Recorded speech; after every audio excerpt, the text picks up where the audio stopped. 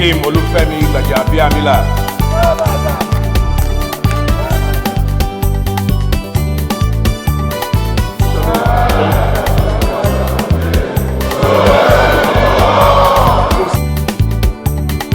God bless you all.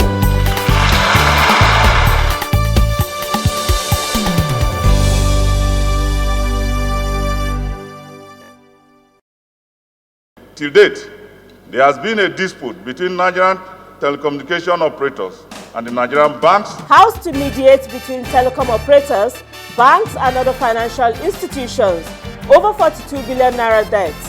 PTDF has been spending 60 to 7 million naira on each student.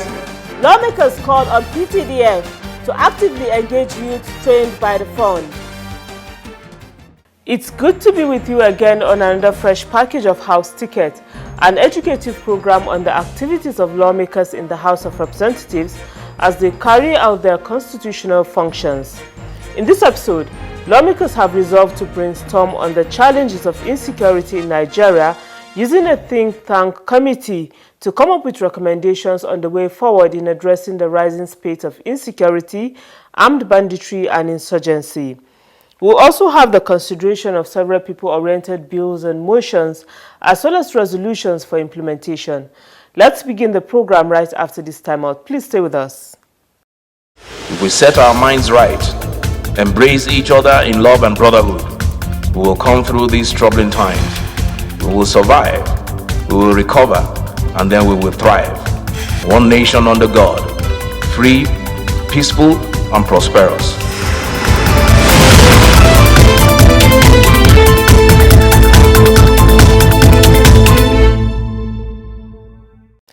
Many thanks for staying tuned.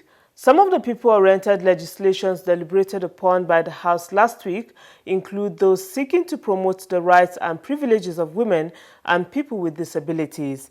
The House also prioritized health matters as lawmakers sought quality healthcare provision for the people. The details of all of this, plus more in our first report from the plenary of 16th and 17th March 2021. During plenary of 17th of March 2021, the House held a short executive session to discuss matters of national security, amongst other critical issues. The resolution at the end of the closed-door session saw a special committee being constituted. The committee comprises all principal officers of the House and about 30 other members. Hopefully 2-3 weeks, come up with a solid proposal on a way forward, knock heads together, a way forward to stem the security problems in Nigeria. That's what we decided to do, think outside the box, and then send this proposal or recommendations to the executive and Mr. President. To other events of plenary that Wednesday, the lawmakers passed at second reading the bill for an act to provide a mechanism for enforcing certain provisions of the Constitution of the Federal Republic of Nigeria, 1999, Universal Declaration of Human Rights, International Convention on Elimination of All Forms of Discrimination Against Women, African Charter on Human and People's Rights, the Protocols to the African Charter on Human and People's Rights on the Rights of Women in Africa, and for related matters. This bill, when passed into law, will address discriminatory conduct and prohibit religious discrimination concerning hiring or recruitment or terms and conditions of employment. It will prohibit qualifying professional bodies, educational institutions, and employment agencies and other sectors from discriminating against persons, students, or personnel based on their religious belief or its manifestation. It will promote girls' child education and help citizens increase access to education, healthcare, finance, and employment opportunities. The bill scaled second reading and was referred to the Constitution Review Committee for further legislative inputs. Those against me say the ayes have it. Still on discriminations and rights of citizens, there was yet another passage at second reading of a bill for an act to amend the Discrimination Against Persons with Disabilities Act 2018 to address other forms of discrimination on grounds on health disorder and for related matters. It was sponsored by lawmaker Blessing Onu. Our educational system doesn't provide room for different methods of learning. For example, Some children and young adults may learn through verbal or auditory means, while others can be visual learners, etc. And when this is not tackled, the children or adults may be feeling hopeless, feeling of failure, not wanted, increasing anxiety, and in many cases, early death. No child with disability is on their own. Parents, grandparents, friends, and all of us, we have an important role to play. We all have a role to play. Let us all, in the spirit of empathy, aim to support these children and young adults. The bill has been referred to the House Committee on Disabilities for further legislative input. Moving on to motions adopted from the order paper for that Wednesday, the 17th of March 2021, the House urged the ministries, departments and agencies of government related to the petroleum industry to ensure that beneficiaries of scholarship programs awarded by government through the Petroleum Technology Development Fund are engaged in services of government with a view to ensuring that money expended for their training and knowledge acquired are not wasted. This was part of resolutions of a motion titled Engaging Young Nigerians Trained by the Petroleum Technology Development Fund (PTDF). PTDF has been spending 60 to 7 million naira on each student for a 3 to 4 year course for hundreds of students yearly, imparting them with much knowledge, yet most of the students are not engaged in any useful employment that adds value to the nation's development, a situation which have left especially the students not being proud of themselves nor their nation, and chooses to work abroad rather than in Nigeria to add value to the petroleum industry. The committees on petroleum resources upstream and downstream, as well as legislative compliance, have been mandated to ensure compliance of the resolution taken on the matter. Earlier in the week, the House considered several more bills at second reading. They include Bill for an Act to establish the Nigerian Police Academy as a degree-awarding institution to provide academic and professional training and for related matters. The House leader presented the bill on behalf of 3 other co-sponsors. It will provide the necessary and the required impetus for the institution to now continue to operate like a university and still producing our desired police officers under the same institutions. There are also other professional courses that will be undertaken under these institutions. I believe it is a bill that is timely. The bill has been referred to the Committee of the Whole House for more legislative input.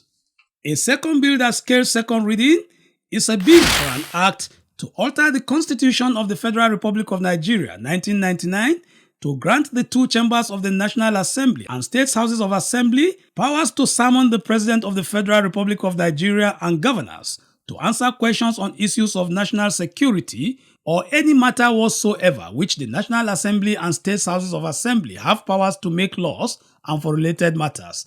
Lawmaker Sergius Ose-Ogun sponsored the bill. Like, we remember what happened was in January, in December 2020, when the Attorney General said that it was not expressly stated in our laws for us to summon the President. So basically what we are trying to do is to give teeth to the Constitution, to give authority to the National Assembly or the State Assembly to be able to summon the governor or the President to the House. There was no debate on the bill. It has been referred to the House Committee on Constitution Review for further legislative scrutiny. Those in support, please say yeah. Those against, say nay. That is it. On motions, Tuesday the 16th of March saw a matter of urgent public importance sponsored by Representative Nicholas Osai. It was on the urgent need to intervene in the impasse of 42 billion naira debt between telecommunication operators, banks and other financial institutions. There has been a dispute between Nigerian telecommunication operators and the Nigerian banks over who should pay for USSD service sessions. And the banks have always wanted the telecommunication operators to charge customers directly. But the telecommunication operator insisted that the services were being offered to the banks, and as such, the banks should be the one to pay telecommunication operators. That the telecommunication operators have issued a notice threatening to withdraw and suspend the USSD services from the Nigerian bank starting from Monday, March 2021.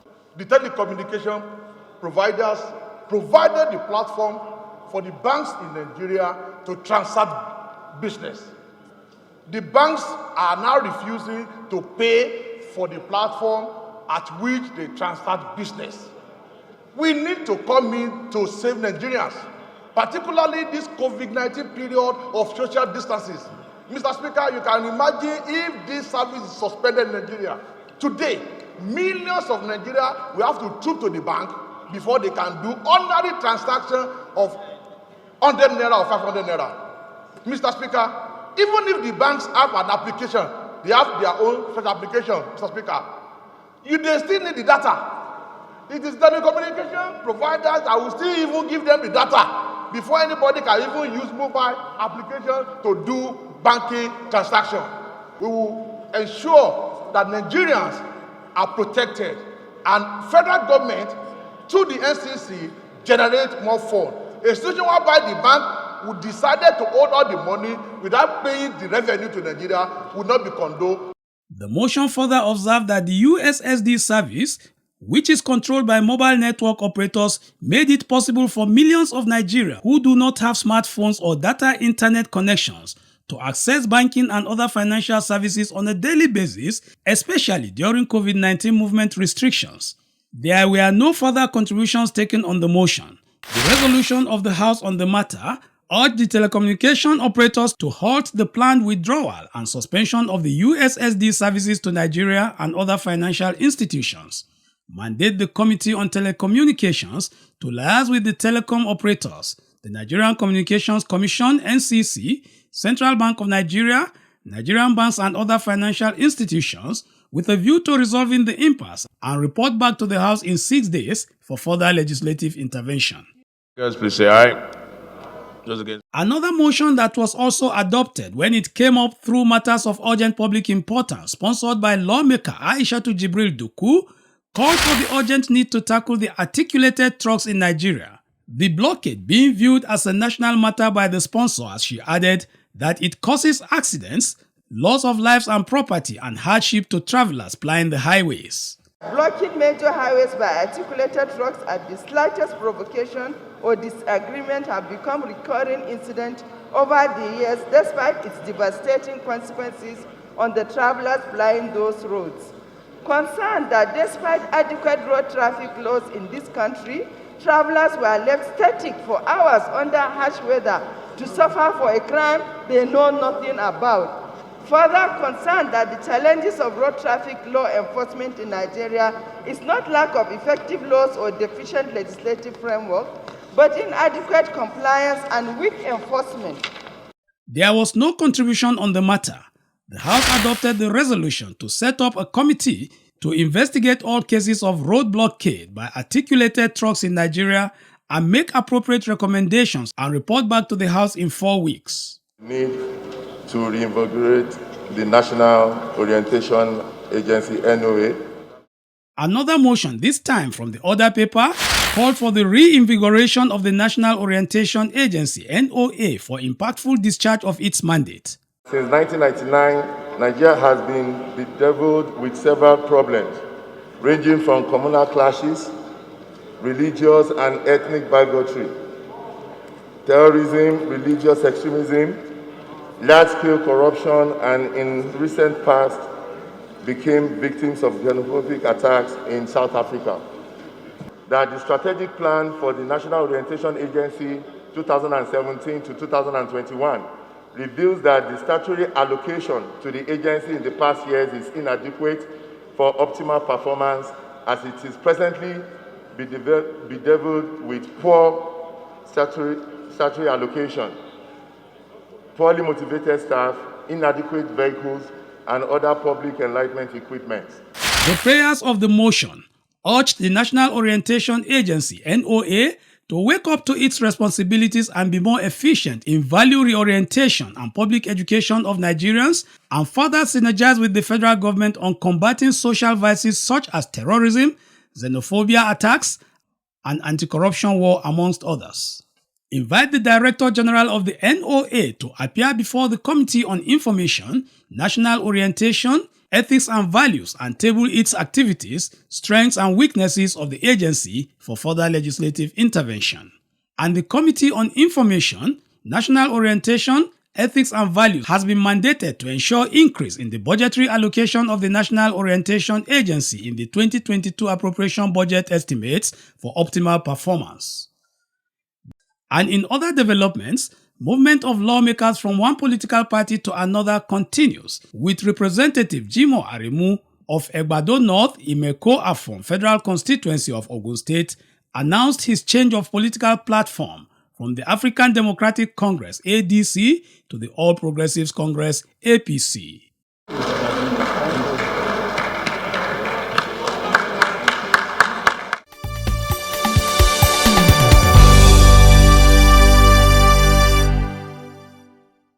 Glad to have you still there. We've been reviewing plenary sitting for the week spanning 16th to 18th March 2021. We'll move on to other events outside plenary here, beginning with the assurances by the 9th House that it has the best intentions for the Nigerian workers.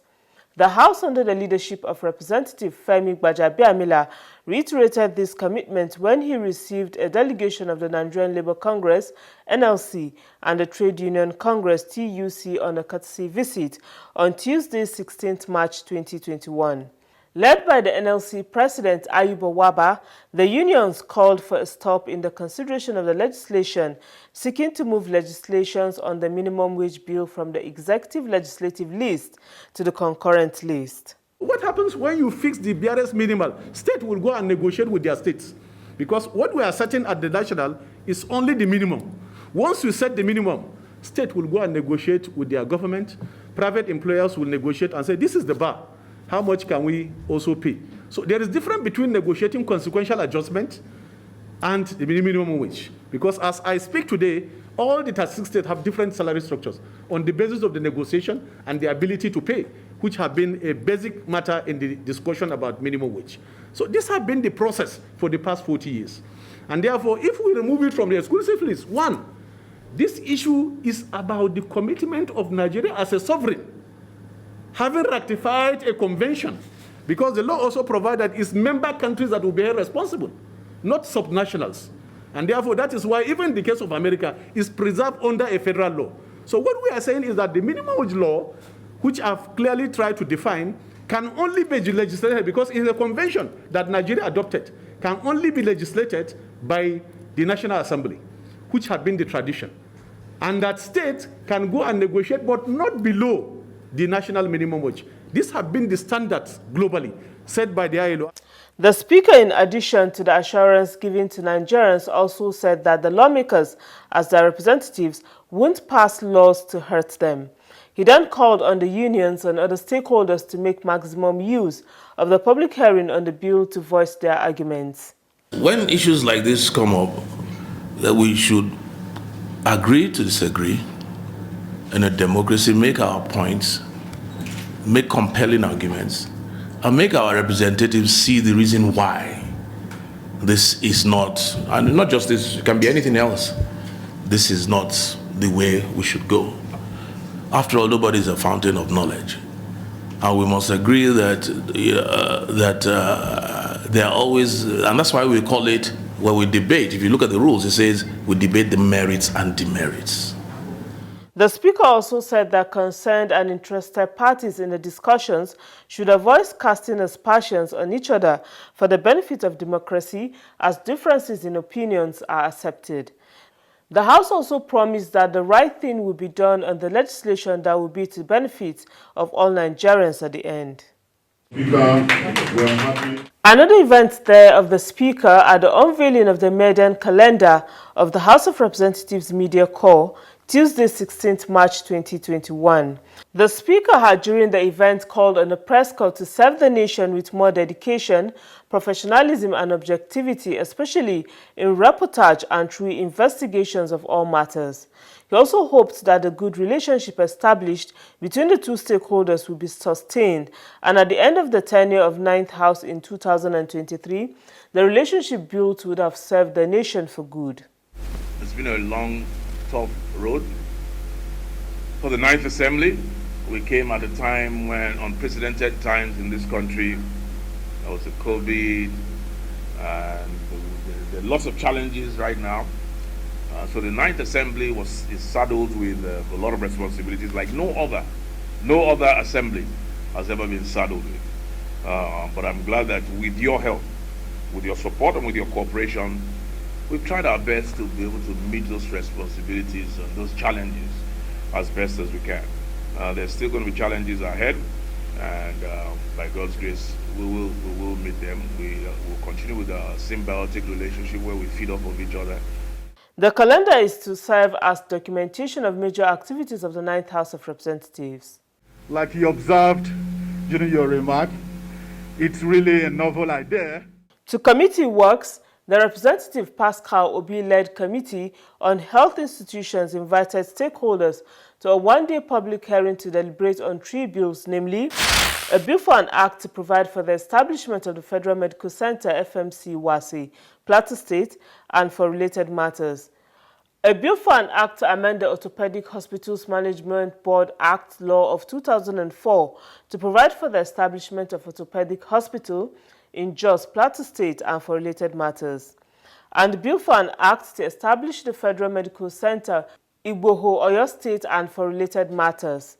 Being that 2 of the bills are sponsored by the Deputy Speaker of the House, Ahmed Idris Wase, a large support group from Plateau State attended the public hearing. The Deputy Speaker had justified reasons for the establishment of an FMC in Wase and an orthopedic hospital in Plateau State as a means of bringing quality medical care closer to his people and the entire state, as well as residents in Plateau State and neighboring states. He added that treatment of orthopedic health challenges usually are expensive, hence people resort to traditional bone healers, which usually causes complications. On his part, sponsor of the bill seeking for an establishment of an FMC Igboho, Oyo State, lawmaker Olumide Ojerinde also solicited for support by advocating that the medical structure will connect the Oyo and part of Kwara Senatorial District and will go a long way in uplifting the health status of the communities there. It will also reduce the 4 hours journey for emergency health cases while creating job opportunities. There was a large support group as well from Oyo State, including royal fathers, who were there to see that the bill gets the passage of the lawmakers. On the other hand, stakeholders from the medical sector all applauded the establishment of the health institutions. Those that attended the event included the Nigerian Medical Association Plateau State Chapter, Nigerian Orthopedic Association, Pharmaceutical Society of Nigeria, Association of Medical Laboratory Science of Nigeria. Provisions for a drug revolving fund in FMCs was advocated for to strengthen the drug revolving scheme in place. The Plateau State government was also represented by the Commissioner of Health. Up ahead on the program, Empowerment Initiative for the People of Abi Yaku Federal Constituency of Cross River State. Please stay tuned for details right after this time out.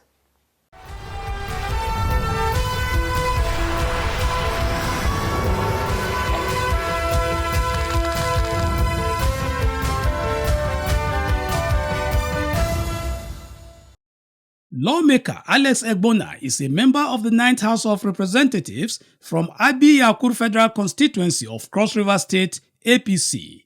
In fulfillment of his campaign promises, he recently reached out to his people with empowerment initiatives. I'm very bothered about the situation of the youth, the women, and the old men. So when the opportunity came, I had to go and do that empowerment on the 31st of December. The empowerment was actually very large. 23 wards. But one of the bigger wards in Cross River State, they call it Paniago ward. I split it on my own. So I gave the empowerment for 24 wards that made up the federal constituency. And there's no ward that we don't have more than 50 persons benefiting from this empowerment. Not only that, after winning the election, I went to a tour that myself with the consequence across the 2AGA. And I went to so many houses that were tax houses that a normal human being is not supposed to live there. But people are living there, so because of that too, some bundle of zinc were given to some people. Some got 5, some got 10, depending on the size of the house. So it was a massive empowerment. In addition, other constituents benefited from motorcycles, tricycles, petrol-powered grinding machines, food items such as bags of rice and bundles of wrappers for the women. More benefits for the people, especially farmers, will be coming soon, as 500 women had in an earlier program initiated by the lawmaker have received various benefits like 10,000 naira cash grant each to assist them in farming. I want to assist some farmers again. Those are the promises I made. I'm from a farming community, so and some of us went to school through farming, by the product of the farm. So I'm very dear, I'm very concerned about farming, and I'm calling myself a farmer. The lawmaker's noble gesture was warmly welcomed by his people. I'm very, very excited. I'm very happy.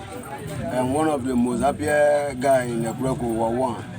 So I'm very happy. All the Ekweku youth, we are in support in our life to go because he's a good man.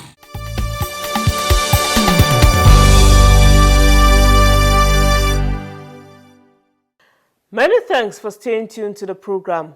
Here's hoping you've been brought up to date on the activities of the House of Representatives as they carry out their duties of providing effective and efficient service to Nigeria and Nigerians.